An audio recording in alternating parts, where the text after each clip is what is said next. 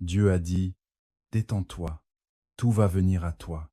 Tu savais que parfois, c'est justement ton stress qui te bloque, que souvent, dès que tu arrêtes de courir après, c'est là que Dieu commence à agir. Dans cette vidéo, on va découvrir 5 révélations qui vont te changer la vie, comment lâcher prise, comment trouver la paix dans l'attente et comment faire confiance au timing d'un Dieu qui n'est jamais en retard, même quand il n'avance pas selon ton planning.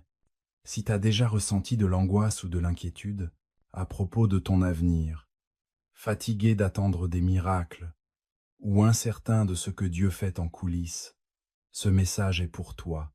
Reste avec moi jusqu'à la fin, parce que ce que tu vas entendre pourrait complètement changer ta façon de voir ta vie, ton attente et ton Dieu.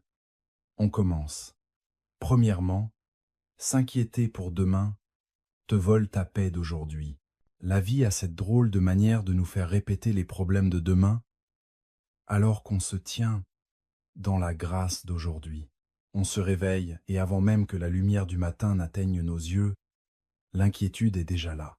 Au bord de notre lit, un murmure. Et si, mais le Seigneur dit dans Philippiens 4 contre 6 à 7, ne vous inquiétez de rien, mais en toute chose, par la prière et la supplication avec action de grâce, faites connaître vos demandes à Dieu, et la paix de Dieu, qui dépasse toute intelligence, gardera vos cœurs et vos pensées en Jésus-Christ. L'inquiétude, c'est un voleur déguisé en responsabilité. Il fait semblant de s'en soucier, mais il vous vide secrètement de votre énergie. Quand tu t'inquiètes, tu essaies de jouer à la fois à Dieu et à l'homme, en portant tout sur tes épaules. Un poids divin sur des épaules humaines, et la charge de ces deux rôles écrase l'âme. Jésus n'a pas dit ça pour rien. Ne vous inquiétez donc pas du lendemain, car le lendemain aura soin de lui-même. Matthieu 6, 34. Tu n'es pas fait pour porter le fardeau de demain avec la grâce d'aujourd'hui. La paix d'aujourd'hui est empoisonnée par la panique de demain. Tu vois, la paix, ce n'est pas l'absence de problème, c'est la conscience que Dieu est aux commandes. Quand les disciples étaient terrifiés dans la tempête, les vagues, ils ont obéi à l'ordre de Jésus. Pas parce que l'eau s'est calmée toute seule, mais parce que la paix s'est levée dans le bateau. Paix, calme-toi, n'était pas juste un ordre, c'était une révélation. La paix, c'est une personne, pas juste un état. C'est pour ça que s'inquiéter pour demain, c'est comme douter de qui est avec toi dans ta tempête. La paix de Dieu n'est pas passive, c'est une arme qui embrouille l'ennemi. Quand tu te reposes, tu n'es pas paresseux, tu déclares que Dieu règne. Le repos, c'est un acte de rébellion contre l'angoisse. Ça dit, je refuse de rester assis dans une réunion. Dieu, déjà fini. Quand tu fais vraiment confiance au Seigneur, tu arrêtes de te faire un film catastrophe et tu commences à lâcher prise sur ton destin. Pense à cette mère qui tourne en rond la nuit, inquiète pour l'avenir de ses enfants. Pourtant, le même Dieu qui a veillé sur Moïse dans son panier, qui a protégé Daniel dans la fosse aux lions et qui a sauvé Joseph en prison, est déjà là, prêt à agir pour son lendemain. Pense à cet homme écrasé par les factures et les délais, se demandant si l'aide arrivera à temps. Pourtant, le même Dieu qui a envoyé des corbeaux pour Élie et de la manne pour Israël est là. Il continue d'envoyer des provisions déguisées en obéissance. Et pense à ce croyant qui attend une percée en se disant que Dieu est silencieux. Il n'est pas silencieux. Il organise tout. Ta période de silence n'est pas une punition. C'est une préparation. Parce que la parole dit « Je vous laisse la paix, je vous donne ma paix. Ce n'est pas comme le monde donne que je vous donne. Que votre cœur ne se trouble point et ne s'alarme point. » Jean 4:7. Le Dieu qui tient demain marche déjà dedans, préparant les réponses aux prières que tu n'as même pas encore faites. Tu n'as pas encore prié.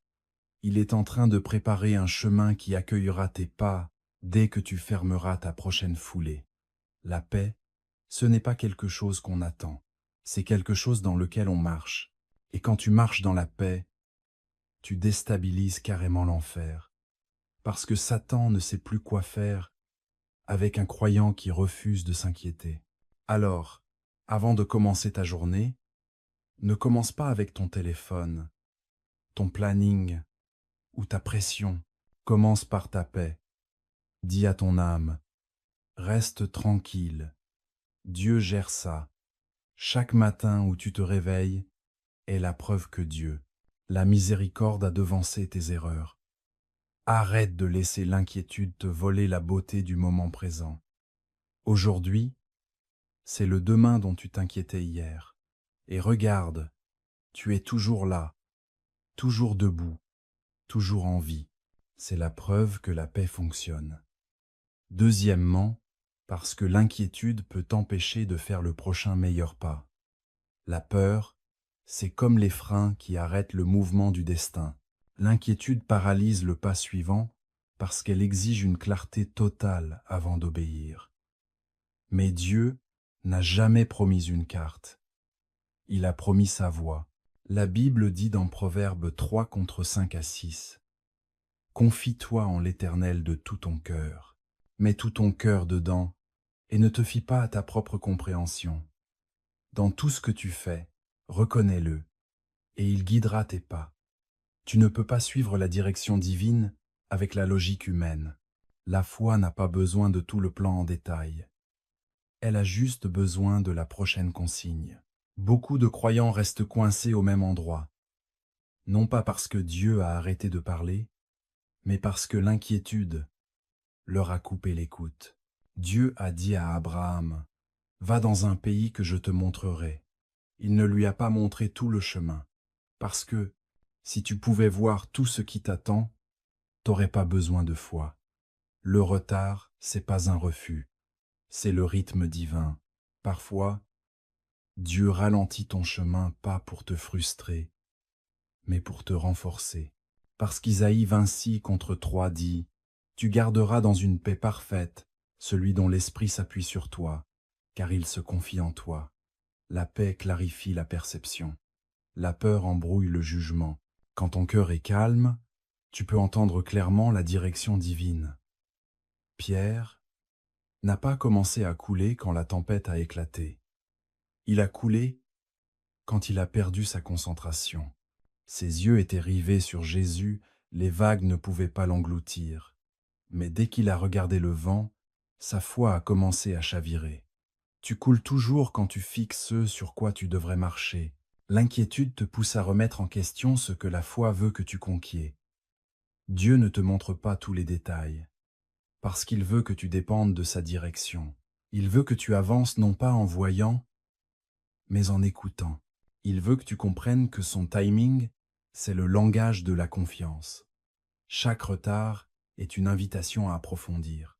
Ta dépendance, parfois, tu n'arrives pas à voir la porte d'à côté, parce que tu regardes encore celle qui l'a fermée avant. Mais quand tu lâches prise avec ton angoisse, la révélation commence à arriver. Se détendre en Dieu, ce n'est pas de la paresse, c'est être en accord. Le Saint-Esprit ne peut pas te donner des instructions si ton cœur est plein de panique. Quand tu te reposes, tu entends. Quand tu t'inquiètes, tu t'égares. Pense à Moïse devant la mer, rouge. S'il avait paniqué, il aurait raté la direction divine pour lever son bâton. Ou à Ruth, qui ne voyait pas tout le plan, mais elle a fait confiance aux étapes qui l'ont menée à Bouze, voire à Jésus lui-même dans Luc 22, 42, en disant « Pourtant, non pas ma volonté, mais la tienne soit faite. » C'est cet abandon qui a ouvert la voie à la résurrection. Quand tu lâches prise, le ciel prend les commandes. La paix que tu gardes détermine tes progrès. La confiance, c'est le pont entre ce que tu comprends pas et ce que Dieu a déjà accompli. Arrête de demander à Dieu une carte quand il t'offre une voie. Chaque matin, quand tu te réveilles, ne dis pas « Seigneur, montre-moi tout ce qui va arriver ». Ce qui doit arriver aujourd'hui arrivera. Dis plutôt « Seigneur, marche avec moi à travers tout ce qui se passe aujourd'hui ». Parce que la paix, ce n'est pas de connaître le plan, c'est de connaître celui qui l'a fait. Et quand ta confiance grandit, ta peur diminue. Quand ta paix est solide, ta confusion doit s'incliner. Alors commence ta journée non pas en planifiant tes propres pas, mais en confiant ta journée entre ses mains. Dieu a dit, détends-toi, tout viendra à toi. Tu n'as pas besoin de courir après ce qu'il a déjà choisi pour toi. Le chemin est déjà tracé. Tout ce que tu as à faire. Ce qu'il faut faire, c'est avancer tranquille. Troisième raison, parce que le timing de Dieu est parfait, même quand ça fait mal. Dans l'école du destin divin, le temps, c'est l'un des profs les plus durs, mais aussi les plus transformateurs de Dieu. C'est facile de louer Dieu quand ça bouge vite, mais ça demande de la maturité de lui faire confiance quand il prend son temps. La parole de Dieu dans l'Ecclésiaste 3,11 dit « Il a fait toutes choses belles en son temps ». Ça veut dire que tout a son moment prévu, même ce qui ressemble à du chaos maintenant, se prépare en secret pour devenir belle plus tard. Les retards de Dieu ne sont pas des refus, ce sont des plans divins. Ce que tu appelles attendre, le ciel appelle ça tisser. Tu vois, quand tu as l'impression que rien ne bouge, Dieu est derrière le rideau en train d'aligner tout ce qu'il faut pour ton prochain chapitre. Ta période d'attente n'est pas perdue. C'est l'atelier de Dieu où il façonne ton caractère pour que tu puisses tenir ta mission. Le timing de Dieu crée la maturité, pas la souffrance. Tout comme les fruits mûrissent en saison, les promesses aussi. Tu ne veux pas. Ce qui est prématuré, c'est que des bénédictions arrivent trop tôt et deviennent des fardeaux que t'es pas encore prêt à porter. La mangue qui a l'air mûre avant l'heure est jolie à voir, mais elle est amère en bouche. Beaucoup veulent la couronne avant d'avoir géré la croix. Mais le timing de Dieu te protège des bénédictions qui te briseraient si elles t'étaient données trop tôt.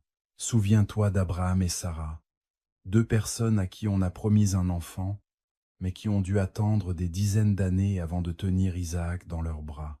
Leur patience a produit un miracle qui a changé des générations.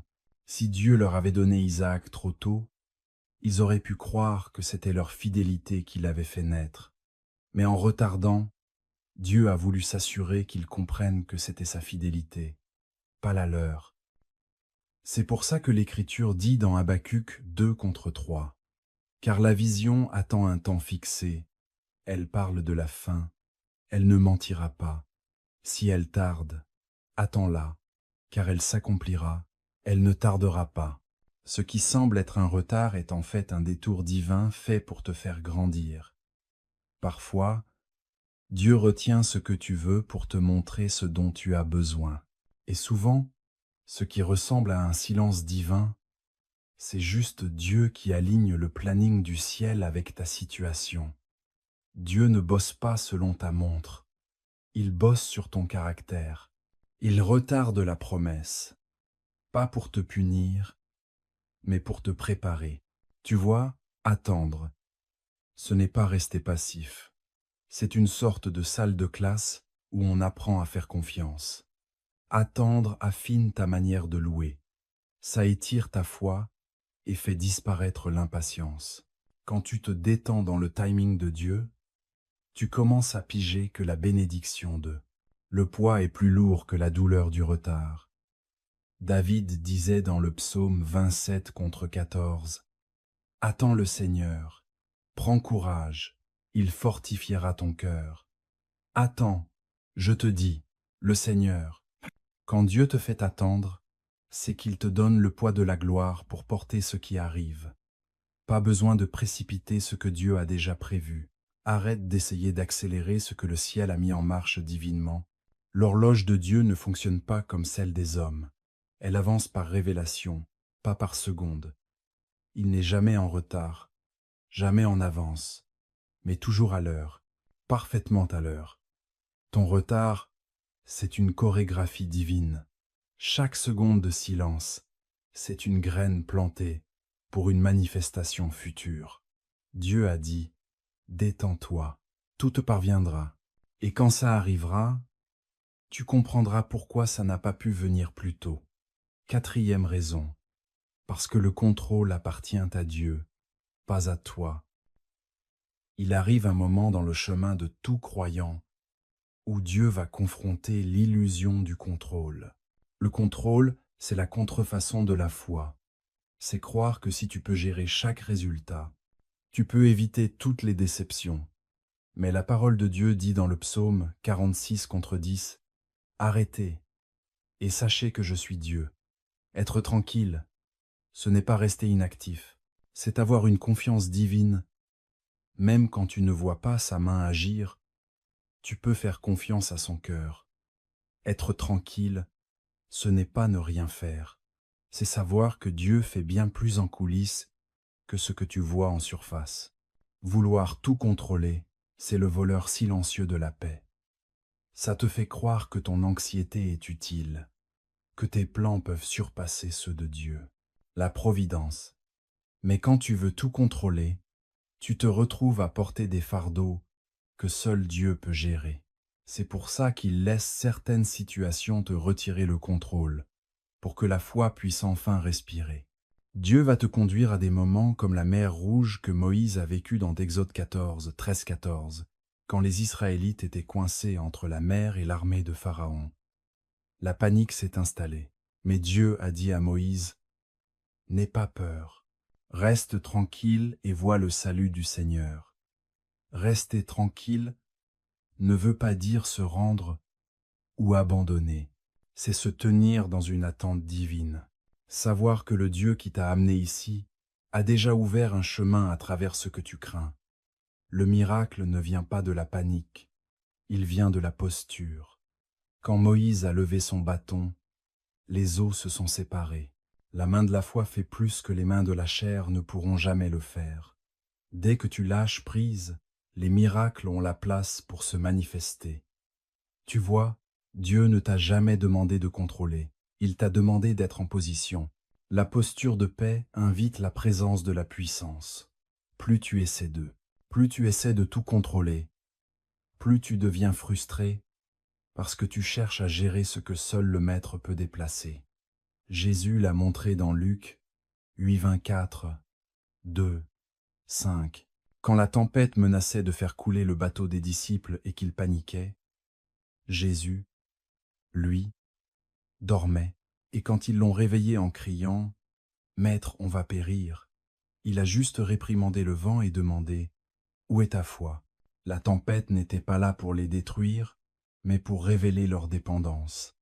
Parfois, Dieu laisse la vie secouer ton bateau pour que tu puisses. Rappelle-toi de qui est avec toi. Il ne te demande pas de prendre le volant, il te demande juste de rester. Reste calme et sache qu'il est Dieu. Être tranquille, c'est une façon de se rendre.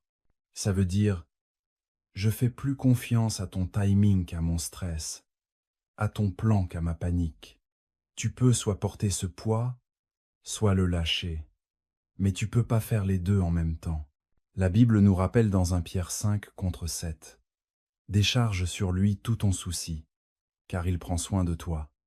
Quand tu lâches prise, tu fais de la place pour les miracles. Dieu peut pas remplir des mains qui sont serrées. Contrôle. Mais quand tu ouvres les mains en signe de reddition, le ciel ouvre ses fenêtres pour te donner. Alors détends-toi.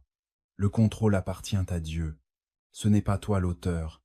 Tu es la page. Tu n'es pas le potier. Tu es l'argile. Et quand tu lâches prise, tu découvres que le miracle que tu cherchais t'attendait de l'autre côté de ta reddition. 5e raison. La détente, c'est avoir foi dans le caractère de Dieu, pas dans ta situation. Quand ton âme apprend à se reposer dans la bonté de Dieu malgré le chaos autour. Toi, tu ne vis plus à vue, tu avances par révélation. Le prophète Ésaïe dit dans Ésaïe 26:3, « Tu garderas dans une paix parfaite celui dont l'esprit s'appuie sur toi, car il se confie en toi. » Ça veut dire que la paix ne vient pas de conditions parfaites, mais d'un focus parfait. La vraie foi ne nie pas la tempête, elle la défie. Elle regarde le chaos droit dans les yeux et dit quand même que Dieu est bon. La foi, ce n'est pas faire comme si le problème n'existait pas, c'est voir au-delà. Ce n'est pas faire semblant que la douleur n'est pas là. affirmer que la douleur ne gagnera pas. Tu vois, la foi ne se construit pas sur l'absence de difficultés, mais sur la présence d'un Dieu sur qui on peut compter. Le vrai repos ne vient pas quand tes problèmes disparaissent. Il vient quand ta confiance est plus forte que ton stress. Le meilleur exemple, c'est Jésus qui dort pendant la tempête dans Marc 4:30, 5:4:1. Les disciples étaient dans le même bateau, face au même vent, entourés par la même eau. Pourtant, leurs réactions étaient opposées. Pendant qu'ils paniquaient, le prince de la paix se reposait. Le bateau, ça tremblait, mais le maître dormait, nous montrant que la vraie confiance divine, c'est pas l'absence de tempête, mais le fait de les dominer. Quand tu sais qui est dans ton bateau, tu flippes pas à cause des vagues. Jésus s'est réveillé pas à cause de la tempête, mais à cause de leur peur. Il s'est levé et a calmé le vent d'un seul ordre. Silence, calme-toi. Comme pour leur rappeler que la même voix qui commande au vent commande aussi à leur cœur. La même parole qui apaise la mer peut apaiser ton âme. Et si Dieu laissait faire? Ta tempête actuelle te montre que tu peux dormir alors que ça te faisait chavirer avant? Voilà ce qu'est la maturité spirituelle. Ce n'est pas éviter les tempêtes, mais atteindre la sérénité au cœur d'elles. La foi n'est pas bruyante, elle est ancrée. Se reposer en Dieu, c'est le sermon de confiance le plus fort que tu puisses prêcher sans dire un mot. Ça dit au ciel, je te fais confiance. Et à l'enfer, t'as perdu. C'est facile de lever les mains en louange quand tout va bien, mais la vraie foi les lève même quand rien n'a de sens. Tu ne sais peu, être pas. Comment Dieu va s'y prendre, ça, c'est son affaire. Toi, repose-toi en étant sûr qu'il le fera, parce que le psaume 37 contre 7 dit « Repose-toi en l'Éternel, et attends-toi patiemment à lui. » Se reposer, ce n'est pas fuir, c'est reconnaître. Reconnaître que le Dieu qui ne dort, ni ne sommeille, est déjà devant toi. Quand tu te reposes, tu dis « Dieu, je me pousse pour que tu puisses agir. » C'est pour ça que la paix, c'est une position de force. Aujourd'hui, c'est le demain dont tu t'inquiétais hier. Je veux que tu t'arrêtes un instant et que tu regardes en arrière sur ta vie. Combien de choses que tu redoutais ne se sont jamais produites? Qu'est-ce qui s'est passé? Combien de nuits as-tu passé à t'inquiéter pour des catastrophes qui ne sont jamais arrivées? Pourtant, malgré tout ça, Dieu t'a toujours protégé. Il a assuré quand tu ne savais pas comment faire. Il a ouvert des portes auxquelles tu n'avais même pas frappé. Il a répondu à des prières que tu étais trop fatigué pour dire. Romains 8, 28 dit « Nous savons que toute chose concourt au bien de ceux qui aiment Dieu, de ceux qui sont appelés selon son dessein. » Ça veut dire que même la douleur, même la confusion, même les périodes où tu ne comprenais rien, comprends bien, Dieu a utilisé chaque moment pour façonner un but plus grand. Chaque retard, chaque détour, chaque déception, c'était Dieu qui réarrangeait en secret ton chemin pour qu'il colle à ta destinée. La vérité, c'est que t'as pas survécu parce que t'as tout compris. T'as survécu parce que Dieu est resté fidèle quand t'avais peur. Aujourd'hui, choisis d'échanger la panique contre la paix, le contrôle contre la confiance, l'anxiété contre la certitude. Parce que chaque minute passée à t'inquiéter, c'est une minute gâchée à douter du Dieu qui ne t'a jamais laissé tomber. S'il a nourri Élie avec les corbeaux, s'il a fendu la mer Rouge pour Moïse, s'il a calmé la tempête pour ses disciples, qu'est-ce qui te fait penser qu'il ne gérera pas ta pause du lundi matin? Mon cher, la preuve d'aujourd'hui que Dieu mérite qu'on lui fasse confiance pour demain. Se reposer, c'est une forme d'adoration. L'auteur aux Hébreux dit dans Hébreux 4 contre 9 à 10, « Il reste donc un repos pour le peuple de Dieu, car celui qui entre dans son repos se repose aussi de ses œuvres, comme Dieu s'est reposé des siennes. » Quand tu te reposes, tu reconnais que tu n'es pas la source. Dieu existe, Tu reconnais que ta force a des limites, mais la sienne est infinie. Se détendre en lui, ce n'est pas de la paresse spirituelle. C'est une déclaration de dépendance. C'est un acte de foi qui murmure: Dieu, c'est toi qui gères. La foi ne se mesure pas à la hauteur de ta voix à l'église, mais à la tranquillité avec laquelle tu dors pendant la tempête. N'importe qui peut t'adorer quand les factures sont payées, quand le corps va bien, quand les portes s'ouvrent. Mais la vraie preuve de la foi, c'est quand tout semble incertain et que tu peux quand même dire: mon âme est en paix. Le repos devient alors réel, une mélodie. La paix devient ta louange et la confiance ton témoignage. Quand tu te reposes en Dieu, ce n'est pas abandonner, c'est remettre ta vie à celui qui ne faillit jamais. Alors, quand tu commences ta journée, ne te précipite pas avec des inquiétudes. Entre dedans en mode adoration. Lis sa parole, prononce ses promesses et rappelle-toi que Dieu a dit: détends-toi, tout va venir à toi. Pas besoin de courir après ce que le ciel t'a déjà donné. Le berger sait où trouver ses brebis. Le Père sait comment pourvoir à ses enfants. Enfant, le Créateur sait comment apaiser sa création. Respire, lâche prise, repose-toi, parce que quand tu te reposes en lui, tu te relèves plus fort. Et en terminant ce message, je veux t'encourager. Si ce message a béni ta vie, aide-moi à le partager avec le monde. Like, abonne-toi et partage ce message avec quelqu'un qui a besoin de paix aujourd'hui. Et si tu es prêt à plonger encore plus profond dans la sagesse de la parole de Dieu, clique simplement sur la vidéo qui s'affiche à l'écran. Elle t'emmènera plus loin dans la puissance de Dieu.